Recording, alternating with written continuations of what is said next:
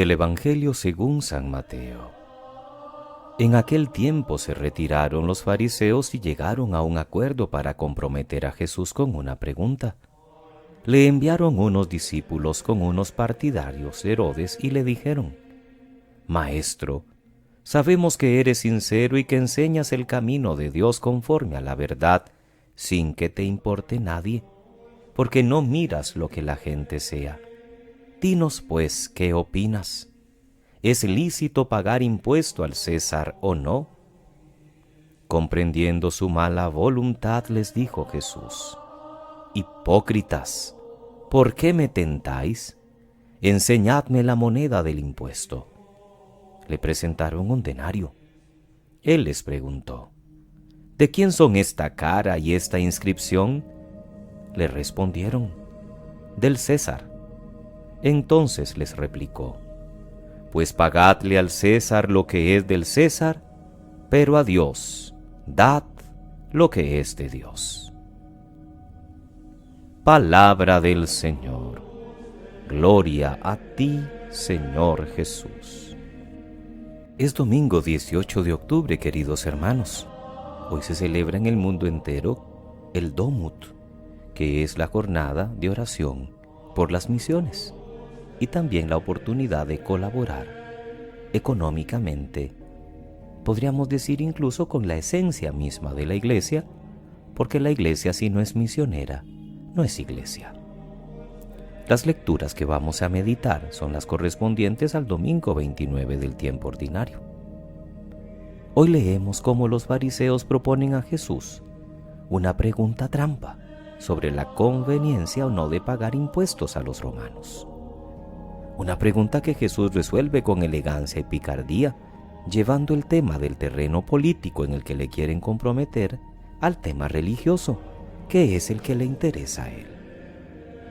Y es una ocasión para que nosotros reflexionemos sobre la siempre difícil conjugación de lo temporal y lo espiritual, del César y de Dios. La primera lectura que prepara el texto del Evangelio es tomada del libro del profeta Isaías. Estamos en el capítulo 45. El rey de los persas, Ciro, es un personaje providencial para el pueblo de Israel. Hace apenas un par de semanas lo meditábamos en la lectura de las misas de las ferias, es decir, de entre semana. Con su decreto del año 538 a.C., después de conquistar Babilonia, Ciro no solo da el permiso a los israelitas que quieran volver a su patria dejando el destierro de Babilonia, que tenía ya cerca de 50 años, sino que incluso da facilidades para que puedan reconstruir su país, sobre todo el templo. Esta política liberal la usó Ciro no solo con los israelitas, sino también con otros pueblos ocupados o en el destierro. Ciro no conoce a Dios, pero Dios le lleva de la mano y le da un título: ungido, consagrado. Y paradójicamente, Ciro se convierte en instrumento de Dios para liberar a su pueblo y permitir que siga la línea religiosa y mesiánica que estaba amenazada si duraba más el destierro en tierra pagana.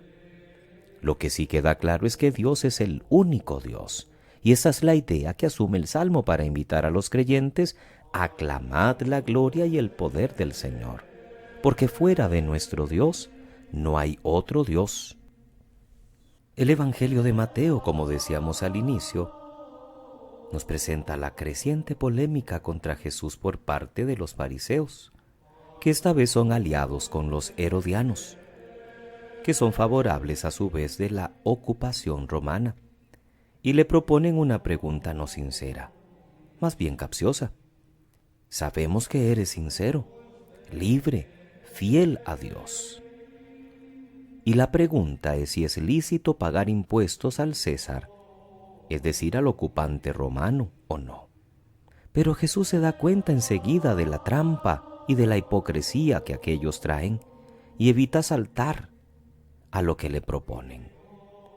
Y recurriendo a la imagen del emperador que había grabada en las monedas de la época, da una respuesta inteligente que no entra en el fondo de la cuestión, porque Jesús no quiere meterse en política, pero sí les invita a saber conjugar dos cosas, aunque ellos solo le habían preguntado por una.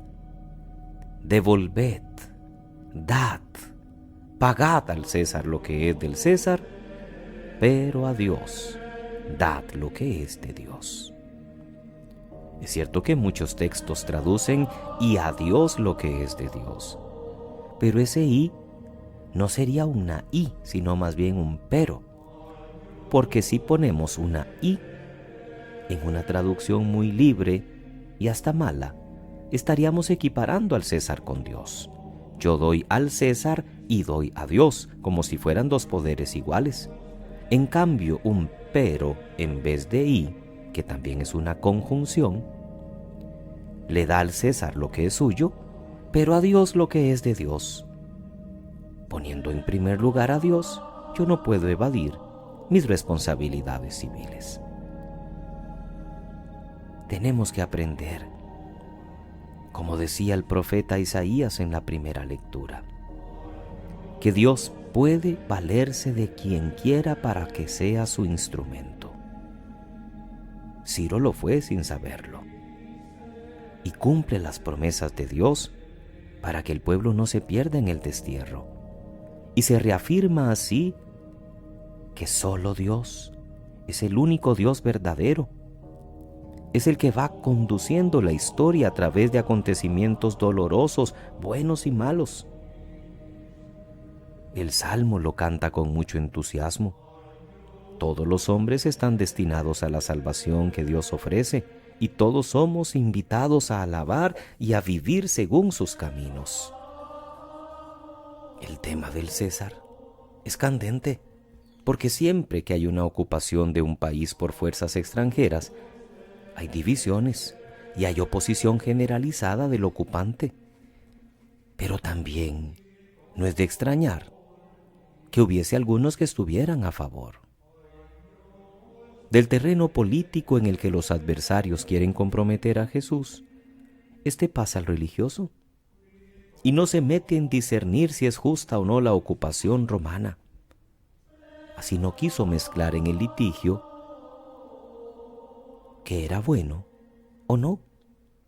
Simplemente hay que dar al César lo que es suyo, sin descuidar el dar a Dios lo que solo le corresponde a Dios. Cuando Jesús tiene que pagar impuesto lo hace. Manda a Pedro aquel pasaje singular de un pescado, del cual Pedro saca una moneda y paga por Jesús y paga por él. Pablo nos recomendará también someternos a las autoridades constituidas, porque son funcionarios de Dios, lo mismo que Pedro. Lo que Jesús nos enseña es que debemos dar a Dios lo que es suyo. Cuando haya que optar por obedecer al César o a Dios, Él no tiene ninguna duda. Dios es superior al César. Nuestra obediencia al César no puede ser equiparada con nuestra obediencia a Dios. Ni el dinero ni el César han de ser considerados dioses. Por eso no se les puede rendir culto, porque el culto verdadero es para el único y verdadero Dios. Tratemos, hermanos, en este domingo de darle a Dios en nuestra familia, de darle a Dios en nuestros hijos, de darle a Dios en las personas que caminan a nuestro lado, lo que corresponde a Él. ¿Nos habremos acusado alguna vez de no darle a Dios lo que le corresponde? Porque no tuve tiempo para mis hijos, porque les compro juguetes pero no juego con ellos, porque no tengo tiempo para preguntarles cómo estuvo la semana de clases, si hay mucho trabajo, si hay algo en que podemos ayudar, si hay algún proyecto pendiente. ¿Nos habremos acusado alguna vez en confesión de no darle el tiempo que merece nuestra esposa o nuestro esposo? Porque eso es robarle a Dios, cuando no le estamos dando a aquellos que son parte de nuestra familia lo que debemos darle. Pero extrañamente viene un conocido, un amigo, y salimos en carrera. O perdemos tiempo en redes sociales, pero no tenemos tiempo para dialogar, no tenemos tiempo para tratar con amor a los nuestros, nos llenamos de impaciencia, entre más rapidito mejor. Eso también es dejar de dar a Dios lo que es suyo. Y ni hablar de la oración, y todavía más de la Eucaristía. ¿Cuántas veces el domingo hacemos todo menos lo que es verdaderamente importante? Y le dimos al César todo lo que podíamos.